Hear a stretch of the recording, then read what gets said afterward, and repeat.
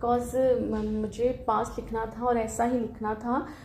स्टार्टिंग में फर्स्ट जो इसकी पास्ट वाली जो एपिसोड आई थी तो उसमें एक दो कमेंट्स थे कि आप ऐसे ही बयान करती थी। अगर मैं ऐसे ही बयान करती थी तो आर्यान खानज़ादा की तकलीफ़ और वो कैसे आप लोग महसूस करते। तो पास्ट तो लिखना ही था, पास्ट मुझे लिखना ही था और ऐसे ही लिखना था। हाँ, ये है कि जब मैंने पास्ट को सोचा था कि इशाल और ये सारा कुछ, ये सब कुछ ऐसे है, क्योंकि स्टोरी तो मेरे माइंड में थी, तो ये सारी चीज़ें मेरे माइंड में थी। तो मैंने सोचा था कि मैं अलमीर एंड इशाल का भी एक सीन लिखूंगी, ओन एंड उसका भी एक सीन लिखूंगी, और उसके बाबा जिसको दादा कहती उसके साथ भी सीन लिखूंगी। तो मुझे सबके साथ सीन लिखने थे और वो करते करते एपिसोड जो है वो 2-3 एपिसोड पे बनाना पड़ा, मतलब ज़्यादा एपिसोड्स हो गई। तो मेरी पूरी कोशिश थी, मैंने कहा भी था कि मैं एक ही एपिसोड में 2 एपिसोड में क्लियर कर दूंगी। लेकिन जब लिखने बैठते हैं और सोचने में और लिखने में बहुत फ़र्क होता है। सोचने में एक छोटा सा, जब हम एक स्टोरी सोचते हैं तो एक छोटी सी कॉन्सेप्ट होता है, भाई ये स्टोरी है, इसको ऐसे बनाना है। लेकिन जब उसको स्टोरी को शुरू किया जाता है तो वो स्टोरी काफ़ी थोड़ी लेंथी हो जाती है। ज़ाहिर सी बात है, सोचने और लिखने में बहुत फ़र्क होता है। तो ऑफ कोर्स सीन्स लिखने पड़े। लेकिन मसला ये है कि जो भी एपिसोड हो वो पावरफुल हो, आप लोगों को पसंद आए, और इससे आगे क्या कह सकते हैं। और आप लोगों ने बहुत ज़्यादा पसंद की, उसका बहुत ज़्यादा शुक्रिया। तो इंशाल्लाह ताला अगर आज भी रिव्यू दीजिएगा, बिकॉज आप लोग के रिव्यू, आप लोग के कमेंट्स, आप लोग के लाइक्स, आप लोग का सब्सक्राइब करना मेरे लिए मोटिवेशन होता है, जो कि मैं आप लोगों का सोच के एपिसोड देती हूँ। बिकॉज मेरा आपके साथ कोई ऐसी डील नहीं है कि मुझे रोज़ ही हर हाल में एपिसोड देनी है। तो अगर मैं एपिसोड लिखती हूँ और देती हूँ खुद पे जबर करके, खुद का नुकसान करके, खुद की हेल्थ का नुकसान करके, बिकॉज ज़ाहिर सी बात है उस दिन अपना ख्याल नहीं रख सकती, बल्कि अब तो मैं अपनी केयर बिल्कुल नहीं करती। अदरवाइज़ मेरी आदत थी कि मैं डेली बहुत ज़्यादा वाटर जो है, मैं पानी बहुत ज़्यादा पीती थी और भी बहुत ज़्यादा अपनी केयर करती थी। ग्रीन टी पीना और ये जो सारा, तो मैं अपनी केयर बहुत ज़्यादा करती थी। बट अब मैंने सब कुछ छोड़ दिया है। मुझे तो पता ही नहीं होता, आई थिंक मैं दिन में 1 या 2 गिलास पानी पीती हूँ। तो सिर्फ मुझे बस एपिसोड की फ़िक्र होती है। खैर कि मुझे लिखना है, मुझे बेहतर लिखना है, मुझे लॉन्ग एपिसोड देनी है, मुझे रीडर्स के लिए लिखना है। बट अगर रीडर्स आगे से रिस्पॉन्स नहीं देता तो ज़ाहिर सी बात है, ये थोड़ा दुख की बात होती है। खैर हम इस तरह की बातें आज की एपिसोड की तरफ बढ़ते हैं। उनका सबका शुक्रिया जिन्होंने लाइक किया, जिन्होंने कमेंट किया, जिन्होंने सब्सक्राइब किया। तो आज की एपिसोड की तरफ बढ़ते हैं इस दुआ के साथ, जहाँ भी हंसते रहे, मुस्कुराते रहे, खुश रहे, आबाद रहे, और सबसे बढ़कर दूसरों के चेहरे पे भी मुस्कुराहट रखते रहे। और अल्लाह पाक आप सबको, मुझको अपनी हिफ्ज़ ईमान में रखे और हासिदों की बुरी नज़र से बचाए। आमीन सुम्मा आमीन। अल्लाह हाफ़िज़।